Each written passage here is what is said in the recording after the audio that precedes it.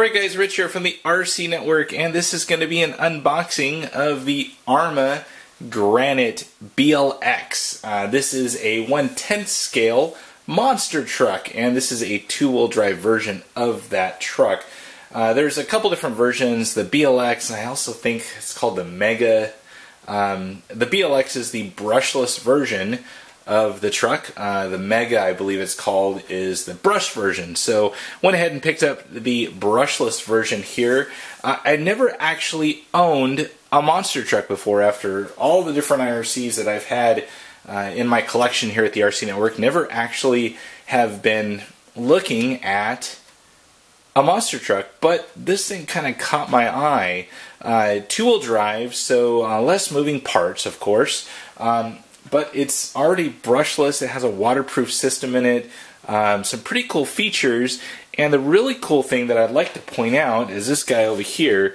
Now if you can't see that too close up, that says 2012 Bash Vehicle of the Year, and that's named by Big Squid RC, which is an online kind of place where people post things, and I believe he also reviews things too. Not too familiar with Big Squid, but definitely has some pretty good kudos there being on the front cover of this particular truck. Now you notice some other things on here, 60 mile an hour plus that this thing is capable of. A couple extra parts you may need to get that going that particularly fast. But other things that I wanted to point out, it's full ready to run kit. It is pretty much ready to go. I mean, it's waterproof, it's brushless, it's LiPo ready, so it does come with a nickel metal hydride battery, which we'll definitely test that out as well. Let's see here, what other stuff is on here? There we go, there's some information on there, what the chassis looks like. Other side here, some of the actual electronics that are in it, including the box, of course, or the tires and everything. And on the flip side, it gets you a look at the other side of the vehicle. So pretty cool. Let's unbox this thing. Let's see what we get inside the box of the Granite BLX. So pretty happy with this. This is going to be another fun vehicle here at the RCNetwork. I definitely have some serious race vehicles, but you know, I don't want to take my race-specific trucks out on a dirt or kind of bashing track. I want to, you know, save those for what they're intended for, and that's where these kind of vehicles come in. These are the fun ones. These are the ones you can go out, you know, throw a battery in it and just pull the trigger and have fun.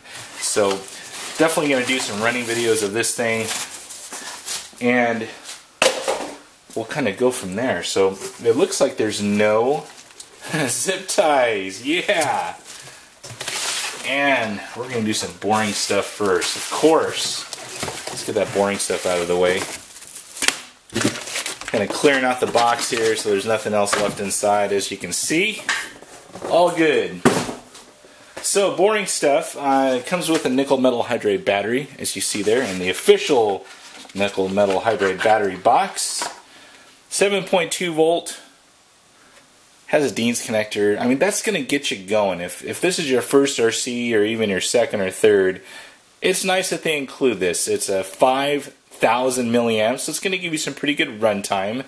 Definitely heavier than a LiPo, and won't have the consistent arc of a LiPo battery. So, in other words, when you put this in fully charged, you'll start to see a decrease in the power over the time that you're using it, where a LiPo you'll pretty much have an exact amount of voltage until LiPo cut off, and then no more battery. So that's the nickel metal hydride. We'll put that to the side. Inside here we have the owner's manual. Got a couple parts. You got some tools to work on your RC. Got different clips for your shocks to set the ride height and whatnot. All your information's in there. You have a wall charger to charge your nickel metal hydride battery. Looks like it's an official Dean's one as well, and also has a Tamiya plug, probably for the brushed version. Probably one charger for both items.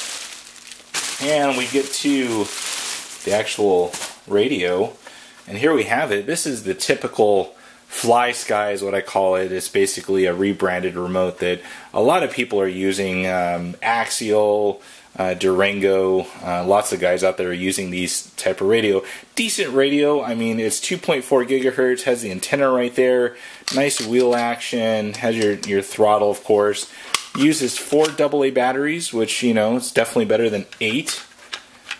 And let's see here. Got your on-off switch. And also up here it has all your trim levels, your binding and whatnot to get you going. Your throttle trim, steering dual rate, and you have your reversing for both steering and throttle. So there's your remote. All good, right? We done with the video? No, we're not. Let's show this thing right there. Look at that, guys. Got the sticker kind of coming off right there. But there's my first monster truck. I'm starting to dig this thing. I mean, look at that thing. It is 2-wheel drive, so we got some spinning right there of the tires. Definitely a four-wheel drive guy, so I definitely like some of my 4-wheel drive vehicles. And I'm noticing here that front suspension is pretty soft, but that's okay. Really digging the kind of chrome, the dark chrome look of those wheels. I mean, that just looks super cool. Really kind of happy with that so far. Already I'm starting to peek underneath here to that twin vertical plate chassis. Let's go ahead and take some body pins off here. Let's take a look at inside of this thing. We have some serious tire smell here at the RC Network right now. This is some fresh tire meat. Already grabbing onto that wheelie bar in the back. That's pretty cool. Has a look of an actual bed of a truck, which is kind of nice from short course trucks. And you can kind of see the antenna peeking out here. So body, you know, you're pretty much your screen printed body. You know, it's decent quality. It seems pretty thick in all the right places. But there's your body right there. Not too bad. Has kind of that GMC look right there. Has kind of the cutout right there like an F-150 or a F-250. And there is the Granite. Look at that thing. Pretty nice.